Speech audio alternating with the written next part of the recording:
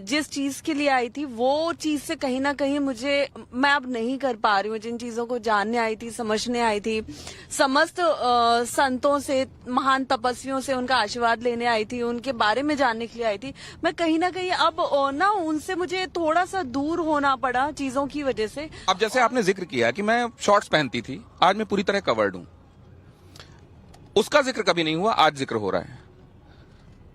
दूसरी तरफ वो चर्चा जहां हम ये कहते हैं कि कपड़ों की तरफ आप ध्यान ही मत ले जाओ कि कपड़े क्या पहने हुए हैं, तो क्या खुद हर्षा डिमार्केट करती हैं कि वो शॉर्ट्स की दुनिया थी और ये पूरी तरह कवर्ड वाली दुनिया है? नहीं, मैं ऐसा बिल्कुल नहीं कह रही हूँ, लेकिन मैं ये कह रही हूँ कि आप एक बहुत ही सुंदर बात लिखी गई है, बोली गई है कि जैसा देश वैसे आपको रहना पड़ता है।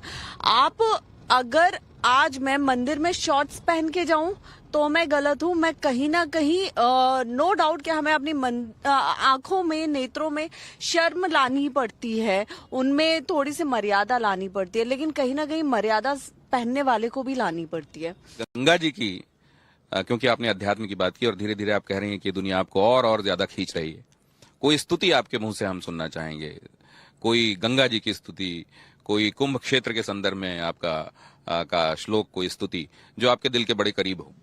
देखिए, एक दो चीजें हैं जो मैं हमेशा गाती गुनगुनाती रहती हूँ, और वो चीज मेरे दिल के भी बहुत करीब है, लेकिन गाना मुझे थोड़ा सा लगता है कि मैं क्यों किसी को अनॉय करूं। नहीं, वो मतलब आप लता मंगेशकर जी नहीं हैं और मैं ये अपेक्षा भी नहीं करता। भगवान की स्तुति भगवान को बेसुरा होकर भी भक्त पुकारता है, और ये मैं स्तुति भगवान के लिए एसेंशियली करवा रहा हूं, तो आप उसको बहुत सुरों पे ना जाएं, भाव ही पकड़ेंगे हम। कर्पूर गौरम करुणावतारम संसार सारम भुजगेंद्र हारम सदा वसंतम हृदयारविंदे भवम भवानी सहितम नमामि। क्या बात है। आइए गंगा जी के पास चलते हैं और वहां गंगा जी की गोद में भी कुछ बातें आपसे होंगी। आइए हर्षा, गंगा जी की गोद में आइए, अब कुछ बातें वहां हो जाएं। कहते हैं गंगा जी की गोद में जब आदमी बैठा होता है, देखिए आराम से आराम से आराम से, तो अब यहाँ पे हम अपने जूते और चप्पल उतार देते हैं, और गंगा जी की बात अगर आ जाए तो फिर आदमी को वो बोलना पड़ता है जो सच होता है। गंगा जी, अग्नि, सूर्य, ये हमारे साक्षी होते हैं, हमारे कर्मों के भी और हमारे वचनों के भी। तो अब यहाँ जो बात होने वाली है वो बड़ी गंभीर बातें होने वाली है। ये जो कार्यक्रम का ये हिस्सा है, ये बहुत अहम है, लेकिन उससे पहले माँ गंगा को प्रणाम कर लेते हैं और थोड़ा आचमन भी कर लेते हैं। जय हो माँ। गंगे तव दर्शनात् मुक्ति। जिन माँ गंगा के आप भाई की तरह मेरा हाथ पकड़ के आप ऊपर जा सकती हैं। तो गंगे तव दर्शनात् मुक्ति, माँ गंगा के दर्शन मात्र से मुक्ति मिल जाती है। आप बैठ जाएं बल्कि, क्योंकि अगर नाव थोड़ा सा डावाडोल होगी तो मुझे लगता है आप खड़े खड़े बैलेंस बनाना मुश्किल होगा। बैठ जाएं प्लीज। वैसे बैलेंस बनाना तो इन दिनों खड़े खड़े भी मुश्किल है और बैठे बैठे भी। हाँ अच्छा, हाँ नहीं, लेकिन मुझे लगता है कि यही वो चुनौतियां होती है जब सिखाते कि बैलेंस किस तरह बना के रखना है। आजकल मैं देखता हूँ मेला क्षेत्र में छोटे छोटे, ये देखिए चेहरे का एक्सप्रेशन देखिए, बैलेंस बनाते हुए चेहरे का एक्सप्रेशन देखिए। नहीं, ये मैं ट्राई कर रही हूँ ना, सीख रही हूँ मैं अंडर, कहते हैं ना, ट्रेनिंग हूँ। अंडर ट्रेनिंग है। तो ये अप्रेंटिस चल रही है अभी। और मैं देखता हूँ अभी मेला क्षेत्र में छोटे बच्चे किस तरह से टाइट रोप वॉक कर रहे होते हैं, तनी हुई रस्सी पे चलते हुए जीवन में सांसारिकता और आध्यात्मिकता के बीच में जो तालमेल है वो बनाना सिखा रहे होते हैं। बिल्कुल सही बात है कि अगर आज वो इतनी टाइट रस्सी पे बिना कुछ पहने, सिंगल रस्सी पे, पतली रस्सी पे चल पा रहे हैं, तो उसमें उनकी बहुत मेहनत होती है, बहुत ट्रेनिंग होती है। तो वही मेहनत है, वही पेशेंस है जो आपको आगे ले जाता है।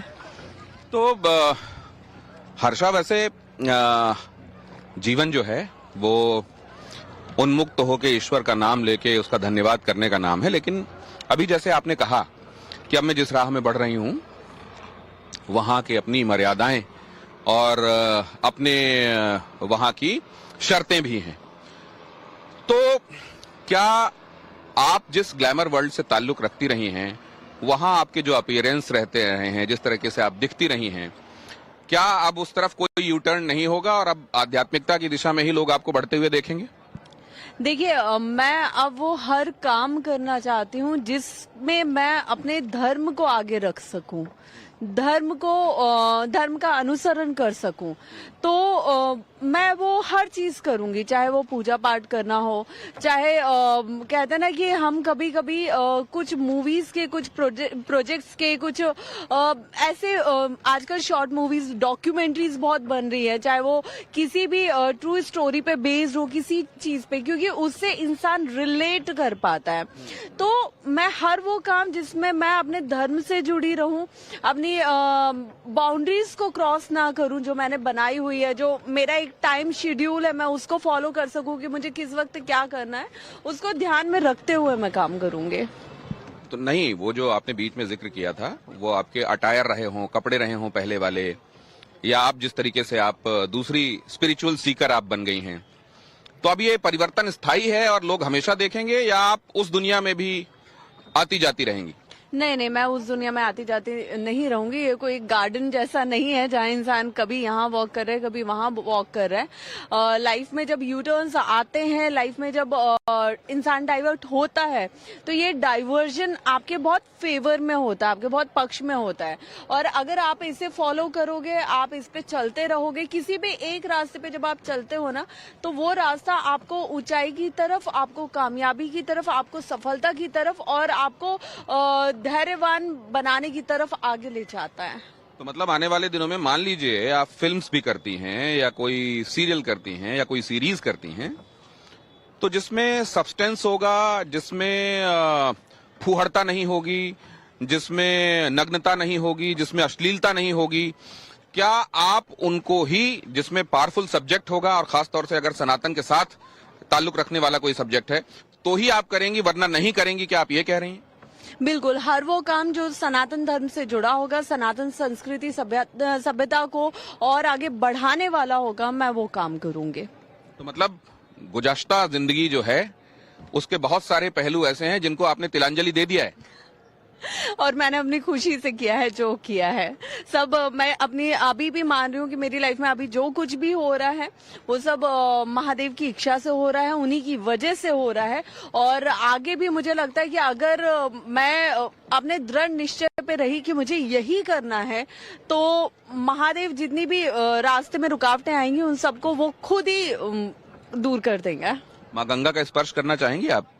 माँ गंगा की लहर, क्योंकि ये भी माँ गंगा की गोद में नौकायन, ये बड़े सौभाग्य का विषय है। वो भी तब जब महाकुंभ चल रहा हो, माँ गंगा के जल का स्पर्श, उस जल को नेत्र से लगाना, उसका आचमन करना, ये बड़े सौभाग्य की बात होती है। और साध्वी हर्षा इस समय अपनी वो माला भी, जिसमें वो लगातार जाप करती है, आपको दिखाई दे जाएंगी। इस उम्र में भगवान का नाम सतत रूप से जपना, वो भी जपनी जिसको हमारे यहाँ कहते हैं, माला छोटी, उसको लेकर करना, ये युवाओं के लिए निश्चित रूप से आप एक प्रेरणा बनने वाली हैं कि with what ever kind of appearance, कुछ मर्यादा के साथ और सनातन में आप उस तरफ जा सकते हैं जिसमें आप दूसरों के लिए भी प्रेरणा बन जाएं। बिल्कुल, देखिए, अगर प्रेरणा किसी भी सकारात्मक रूप में है, सकारात्मक दिशा में है, तो मुझे लगता है कि फिर वो प्रेरणा अच्छी है ना। लोगों को प्रेरणा देने में क्या बुराई है? अगर मैं मुझ जैसे युवाओं को प्रेरणा दे सकती हूँ, उन्हें बता सकती हूँ कि मेरी जिंदगी कहाँ से निकल के अभी कहाँ पर है, और ये बता सकती हूँ कि मैं उसमें कितनी खुश हूँ, कितनी संतुष्ट हूँ, तो इसमें कोई बुराई नहीं है। अब कुछ ऐसी बातें भी जो हर्षा हो सकता है आपको विचलित करें, लेकिन उसको भी आपके सामने रखना आवश्यक है। हमारे संवाददाता राकेश पांडे गए और उन्होंने रविंद्र पुरी जी से भी बात की और आनंद स्वरूप जी से भी बात की, शांभवी पीठ वाले। तो आनंद स्वरूप जी का कहना यह है कि हम आडंबर और पाखंड को बिल्कुल जगह नहीं होने देंगे। हमको समझ में नहीं आता है कि हर्षा ने ऐसा कौन सा मंत्र दे दिया है रविंद्र पुरी जी को कि वो, हाँ, यही कहा उन्होंने कि हर्षा ने ऐसा कौन सा मंत्र दे दिया है उनको कि वो इस तरीके से एक्ट कर रहे हैं, लेकिन हम ऐसा नहीं होने देंगे और हम पाखंड को जगह नहीं देंगे। हम इस तरह से स्नान और अमर्यादा नहीं होने